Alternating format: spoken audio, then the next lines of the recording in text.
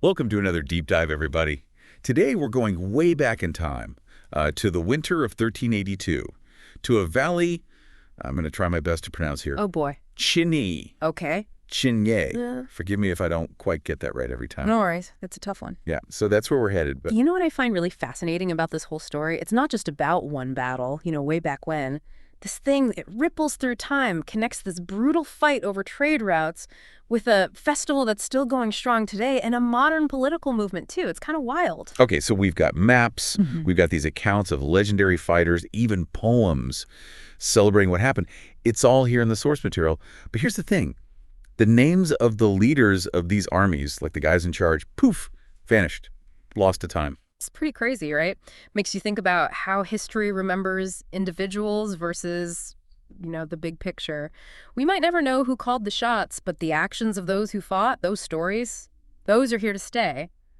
And in this case, 6 warriors emerged from this battle, their bravery changing the course of the conflict and shaping its legacy for centuries to come. 6 warriors, man. It sounds like something out of a legend. It totally does. And get this, we even have illustrations depicting their most incredible moments in the battle scenes, like ambush in the shadows, the shield that stood, fog of traps, the last stand on the bridge. It's like holding a piece of history right in your hands. Just those titles alone are giving me chills. Okay, so set the scene for us. Where did this all go down? The heart of the battle was a place called Glizić. Picture a valley transformed into this brutal battlefield. You got key locations, a crucial bridge, a thick forest. All these things became strategic elements in the fight. All right, I'm ready to meet these legendary warriors. Okay, so first up, imagine a scout so in tune with this Pčinja Valley that it's like an extension of his own body. He moved like a whisper in the wind, gathering intel that could change the entire battle. The eyes and ears of his whole army. Wow, talk about stealth. Yeah. Who else we got? Okay, next, an archer whose accuracy was unparalleled. He was stationed in the northwest sector, an area known for weird acoustics and thick, disorienting fog. This archer was practically a phantom, used the terrain and those eerie sounds to his advantage. So he's using psychological warfare, too. That's impressive. Who's next? All right, now we've got the one they called the Living Wall, a warrior whose strength was just legendary. He was positioned right in the thick of it, holding the line against wave after wave of attacks. They say the ground shook beneath his feet as he stood firm like an unbreakable shield for his comrades. Can you imagine the force of will this guy must have had? I mean, the nickname says it all, unbreakable. Okay. Who else stepped up in this battle? Well, we got to talk about the master of ambush and guerrilla tactics. He was stationed in the southeastern forest, a place he knew like the back of his hand. Imagine this. Surprise attacks launched from the shadows, disrupting the enemy's advance and just sowing chaos in their ranks. Sounds like military genius. Yeah. Using the terrain to his advantage. I love it. And then we have a fighter who, though young, charged into the heart of the battle with this fearlessness that just inspired those around him. He spearheaded a crucial attack at the bridge, a choke point that held the fate of the entire battle. That kind of courage, it's almost unimaginable. Like straight out of a movie. The weight of the world on his young shoulders. All right, now for the other side. Yeah. What can you tell us about the warrior who led the opposing forces? This fighter was known for his strategic brilliance and, unfortunately, also his ruthlessness. He commanded some of the most elite units renowned for their discipline and effectiveness. But even the fiercest warriors, the most well-trained armies, they can be pushed back when met with unwavering courage and, that strategic genius. This is also cinematic. I feel like I'm watching a movie. It's a pretty amazing story. And what's even more fascinating is that this battle wasn't just about conquest and bloodshed. Out of this conflict, a peace treaty emerged. And from that peace treaty, a remarkable tradition was born, the Glizić Festival. From battlefield to festival. Okay, I'm definitely intrigued. Tell me more. All right, so the Glizić Festival, celebrated annually on the last Sunday of the year, often falls on December 29th. But it's not just a party. It's a symbol, a reminder of the power of reconciliation, unity, and hope for the future. It remembers those who fought for their freedom and transforms the memory of a brutal conflict into a message of peace. It's amazing how a community can take something so tragic and create something so positive and hopeful from it. From division to unity, from a battlefield to a festival, that's quite a transformation. Yeah. But wait, there's more. I heard something about a game and hot dogs. You heard right. There's a traditional game associated with Glizić, and you're not going to believe this. It involves hot dogs. Seriously. Hot dogs. Okay, I need to know more. How do hot dogs tie into a 14th century battle? Well, according to our sources, the game originated with the survivors. They would use whatever they had on hand, a hat, a box, a sock, to hide a leftover hot dog or glizzy. But back then, nobody wanted to eat the glizzy. It was like the worst part of the meal. So it became the penalty for losing the game. So the loser had to take the glizzy. That's definitely a unique way to remember a battle. And talk about how traditions evolve. These days, the phrase taking the glizzy has taken on a whole new meaning, hasn't it? Let's just say the modern interpretation adds a humorous, maybe even slightly adult twist to this historic game. But the heart of it remains the same, a playful competition that brings people together. It's a subtle echo of the unity that the Glizić festival represents. So we've gone from a brutal battle to a peace treaty, from legendary warriors to a festival with hot dogs, and hot dogs with a modern twist. But this battle's legacy goes even deeper, doesn't it? I mean, it's become a symbol for the whole region, woven into discussions about identity, independence, even modern political movements. That's exactly right. It's incredible how a single event, a clash of swords and wills from centuries ago, can still resonate so powerfully today. It really speaks to the enduring power of history and how it shapes our understanding of ourselves and our communities. This battle, with its stories of incredible courage and, these brilliant strategies, it's become this rallying point for those who see Pčinja as a distinct entity, a place with its own rich history and a fierce sense of self. So it's like this battle planted a seed of identity that's grown over centuries, nurtured by traditions like the Glizić festival. Exactly. And as we move into the modern era, that seed blossoms into these full-fledged political movements. There's this political party, Mometova Stranka, that advocates for Pčinja's self-rule. They use the battle's legacy to, bolster their platform and connect with people on this deeper, more emotional level. Hold on, let me jump in there for a sec. For those of us who aren't familiar with the political landscape, can you explain what self-rule means in this context? Of course. So in this case, self-rule refers to a greater degree of autonomy for Pčinja. It could mean anything from, increased control over local affairs to full independence. Mometova Stranka's platform centers around this idea, arguing that the region's history of resilience and self-reliance, justifies their push for greater political and economic freedom.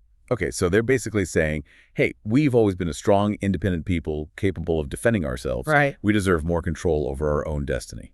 That's a great way to sum it up. They point to this battle, a symbol of their ancestors' unwavering spirit, as proof that they can govern themselves and thrive as a distinct entity. They want a larger voice in national affairs, the ability to shape their own future based on their unique identity. It's mind-blowing to think that a battle fought over 600 years ago can still have such a profound impact on modern politics. Just goes to show how deeply history is intertwined with our sense of who we are and what we believe in. It really does. And the Glizić festival plays this crucial role in keeping that history alive, passing it down through generations. It's not just about remembering a battle, it's about celebrating the values that emerged from it. Unity, resilience, the pursuit of freedom. It's like they took this incredibly divisive event, this brutal clash, and turned it into a symbol of togetherness. But, history is rarely black and white. There are always different interpretations, different perspectives. It's a great point. And with the Battle of Pčinja, we see this reflected in two contrasting poems, both inspired by the battle, but offering, very different perspectives. Oh, that's interesting. Tell me more about these poems. Well, one poem, which has become like a central part of the Glizić festival, focuses on peace and unity. It highlights the reconciliation that followed the conflict. It's this beautiful testament to the transformative power of forgiveness and cooperation. It's like they took the bloodshed and pain of the battle, and instead of dwelling on the violence, they chose to celebrate the peace that followed. So instead of perpetuating the cycle of conflict, they transformed the narrative into one of hope and healing. Powerful stuff. Right. But then we have this other poem, one that takes a more, let's say, a more militaristic and celebratory approach. It focuses on the battle's victors, highlighting their strength and dominance. This poem tends to be more controversial, often recited by groups with more extreme viewpoints. So we have one poem celebrating peace and another glorifying victory, both inspired by the same historical event. It makes you realize that history is rarely simple or straightforward. It's open to interpretation, and those interpretations can be used to support various agendas. It makes you think, doesn't it? What are these poems used for today? Are they tools for different groups to, push their own agendas? That's a really insightful question, and you're right, it does make you think. The way we interpret and frame history can have this huge impact on how we see the world and our place in it. And yes, these poems with their contrasting messages can absolutely be used by different groups to support their own agendas. It's a reminder that we need to be critical thinkers when it comes to history. We can't just accept narratives at face value. We need to dig deeper, look at the context. Consider who's telling the story and why. Absolutely. We need to engage with history actively, not passively. We need to ask questions, challenge assumptions, and look for the nuances and complexities that often get overlooked. So in the case of Pčinja, we've got this battle, this festival, these contrasting poems. It's all woven together into this intricate tapestry of history, culture, and identity. And what's really remarkable is that this tapestry is still being woven. The legacy of the Battle of Pčinja continues to unfold, shaping the region's identity and influencing its future. It's almost like we've been given a glimpse into a story that's still being written. And the question we're left with is, what will the next chapter hold? That's the beauty of history. It's an ongoing conversation, a dialogue between the past, the present, and the future. And it's a conversation that we all have the privilege of taking part in. Exactly. And as we wrap up our deep dives into the Battle of Pčinja, we want to leave you with something to think about. How do you think these historical events shape our understanding of ourselves and our communities today? I mean, think about it. The traditions we hold dear, the stories we tell, even those symbols that evoke strong emotions. So many of these things are rooted in historical events, even if those events happened like centuries ago. It's really something, isn't it? The way the past just keeps echoing in the present. Like, take the Glizić festival. It's this lively, joyful celebration, but it's also a powerful reminder of a conflict that could have just torn apart an entire community. And yet they chose to commemorate not the violence, but the peace that came out of it, the unity that rose from the ashes. It really says a lot about their resilience, their desire to heal and move forward together. It's a choice we all face, right? How do we choose to remember the past? Do we dwell on the conflict and the division, or do we seek out the lessons of resilience, reconciliation, and hope? Exactly. And it's not just about passively remembering either. It's about how those memories shape our actions in the present. Remember Mometova Stranka, the political party we talked about? They're drawing on the legacy of this centuries-old battle to advocate for Pčinja's self-rule. It's such a powerful example of how the past can fuel movements, inspire change, and just ignite this passion for a better future. They're turning memory into action, using history to create a path forward. Yeah. It really highlights why understanding history is so crucial. It's not just about memorizing dates and names. It's about engaging with, the complexities of human experience, recognizing the patterns that repeat themselves, and learning from the choices of those who came before us. It's about understanding the power of the past to shape both our present and our future. And that's what makes this deep dive so interesting. It's not just a history lesson. It's like a glimpse into the intricate ways our past shapes our present and influences the paths we choose to forge for the future. So the next time you come across a historical event, a time-honored tradition, or even something like the Glizzy Game with its hot dogs and hidden meanings, just take a moment to think. What does it tell us about the people who came before us? What values did they hold dear? What can we learn from their struggles and their triumphs? Because history isn't just about what happened a long time ago. It's a window into who we are, where we came from, and where we're going. It's a journey of understanding and connection, and it's a journey worth taking. Thanks for joining us for this deep dive, folks. We'll see you next time.